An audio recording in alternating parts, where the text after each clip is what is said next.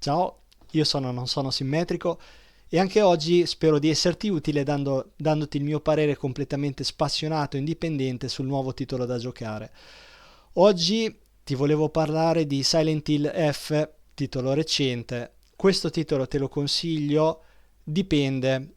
Ci sono un po' di cose da dire al riguardo. Non è così immediato come in altri casi il consiglio. E visto che al momento, almeno in cui sto registrando questo video, sta a 80 euro, pensa che valga la pena parlartene in maniera un pochino più articolata per darti delle indicazioni che spesso possano esserti utili, spesso spero possano indirizzarti ad una scelta più consapevole e di cui ne sarai contento. Anche in questo caso, per quanto sia difficile, cerco di resettare il cervello e il giudizio e di giudicare solo in base a quello che ho visto, per cui ti mostrerò qualche spezzone di gameplay, assolutamente attento a non spoilerarti niente, qualche spezzone di gameplay che ha plasmato la mia opinione al riguardo.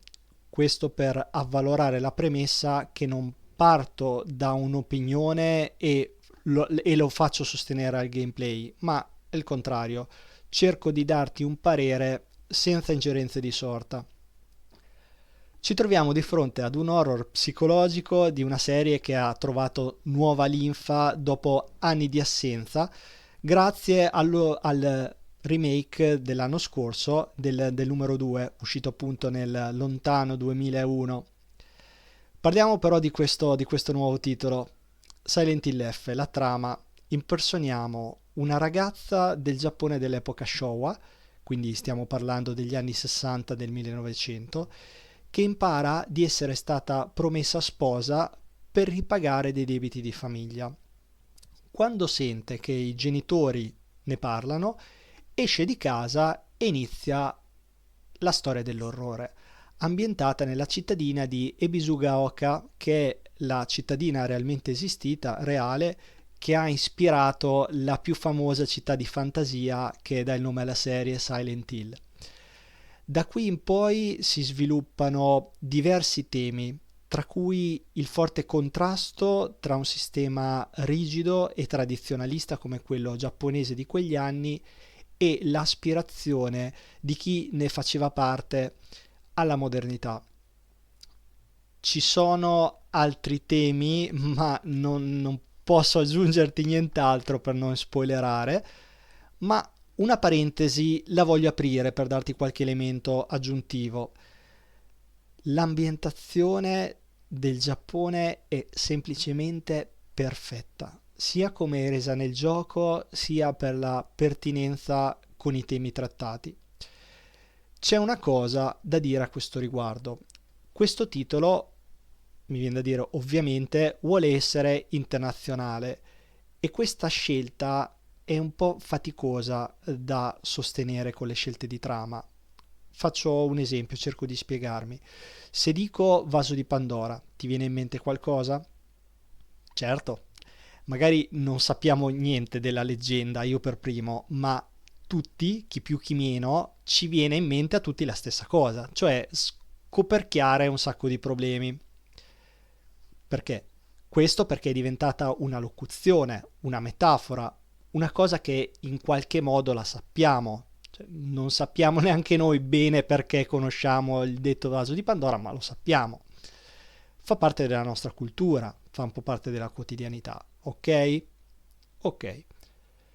In Giappone succede più o meno una cosa simile quando dico ad esempio la leggenda di Tanabata o Kitsune no Yomeiri, cioè il matrimonio della volpe. In Giappone si dice così anche quando piove col sole, ad esempio. Ti dice niente? No? Appunto, ecco la mia tesi.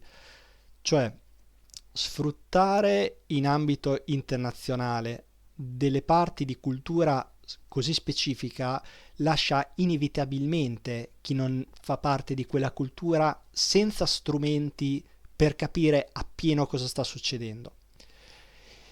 È vero che oggi come oggi con internet si può sapere tutto, ma non è così immediato. Chiusa la parentesi. Grafica.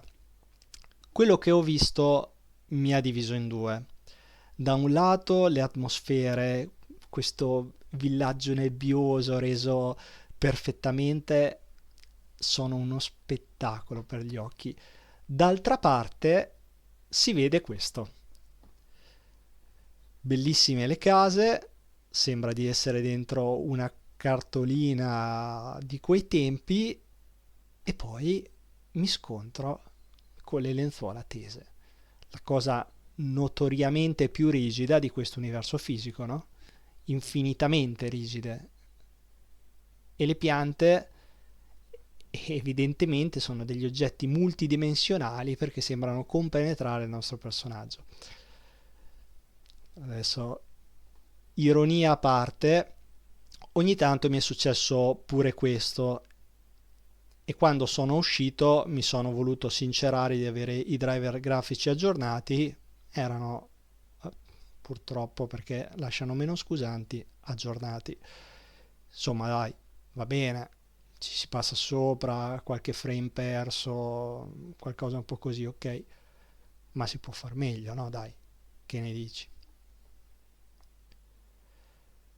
Sonoro molto convincente, niente da dire, ben fatto.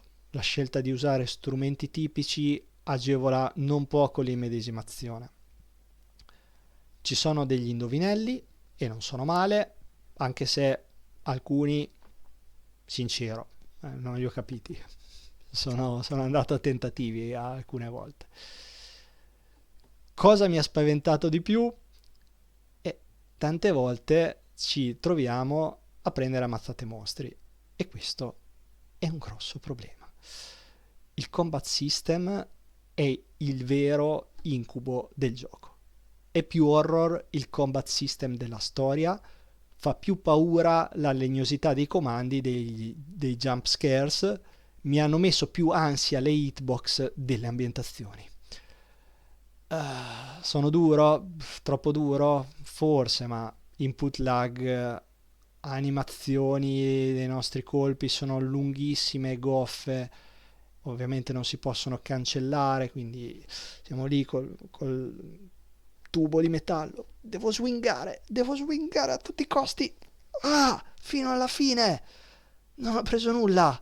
Poco male. Devo recuperare il colpo. Ah. Si resetta solo, indovina, esatto, quando ci colpiscono. La stama, e non è raro trovarsi a guardarsi negli occhi coi mostri aspettando che la stama si rigeneri per poi riperderla subito con una swingata andata a vuoto e una swingata contro il muro a fianco a noi, perché come se non bastasse un sistema imbarazzante, il level design giustamente non lo asseconda, in quanto spesso ci troveremo in stanze piccole e spazi angusti. Ho visto sui social dei video di alcuni che bullizzano alcuni giocatori, a cui mi tocca rendere giustizia. La bilancia va riportata in pari. È vero che ovviamente non è un videogioco action, è vero, il focus del gioco non è il combat system, tutto vero, ma se ad ogni angolo dobbiamo prendere ammazzate un mostro, non mi puoi dire che è un'avventura grafica. Se metti tanto combat system, il combat system deve essere fatto bene. Non lo puoi fare male e giustificarti dicendo non è il fulcro del gioco. Il fulcro del gioco è quello che è, non quello che vorrebbe essere. Estremizzo per far capire il concetto. Se lo chiami Silent Hill e lo fai un gioco di corse arcade e ti viene male, non è che puoi giustificarti dicendo ma è Silent Hill. Ho capito, ma se ci metti tanto combat system non puoi prescindere da un combat system fatto bene, altrimenti lo mantieni horror psicologico. Dai mostri si scappa, vedi Little Nightmares, non li prendi a mazzate, allora e solo allora, se poi per sbaglio a uno gli devi dare una mazzata e il sistema per prendere la mazzata fa schifo, mi può stare bene lo stesso. Ma in questo caso il giocatore che si lamenta del combat system è come il bambino che dice il re è nudo. E cosa fai? Cosa gli dici? Gli dici, ah no, ma è il vestito invisibile più bello del mondo. Chi ci passa da incompetente. Qui dobbiamo essere onesti. Hai concepito il titolo per essere rigiocato almeno una volta con il New Game Plus per sbloccare finali veri. Ci hai messo un sacco di combat e il combat fa pena. Questo è come stanno le cose. Lo squalifica? No! Perché il resto, che è il motivo per cui lo compri, è fatto bene. Vuoi una storia dell'orrore fatta bene? Avrai una bellissima storia dell'orrore. La storia principale l'ho finita senza fretta in 9 ore e mezza. Per sbloccare tutti i finali sarebbe appunto da rifare il New Game Plus, ma francamente il gameplay mi ha portato a finirlo la prima volta e guardare gli altri finali qui su YouTube. Che la dice abbastanza lunga.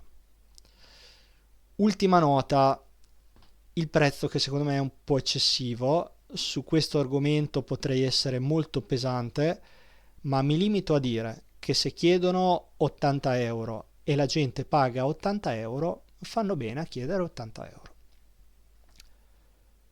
Quindi, concludendo, non è che escano giochi horror di questo livello di storia e trama tutti i giorni, quindi se ti piace il genere te lo consiglio vivamente, caldamente, senza pensarci troppo. In tutti gli altri casi non te lo consiglio a prezzo pieno. Ok? Come sempre, spero di esserti stato utile. Fammi sapere. A salut!